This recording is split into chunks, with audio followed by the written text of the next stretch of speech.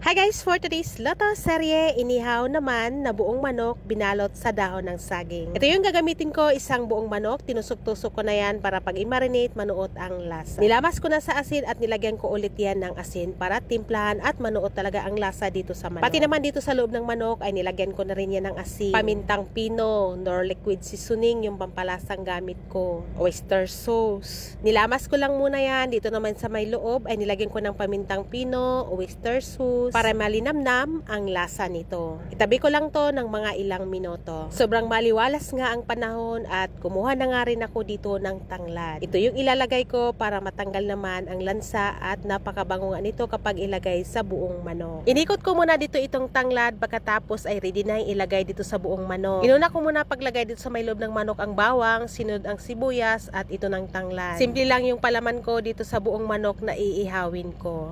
Napakasimple lang ang luto nitong buong manok pero napakasarap ang lasa nito. Pagkatapos ko yan, malagyan ng palaman, nilak ko lang ang mga hita nito.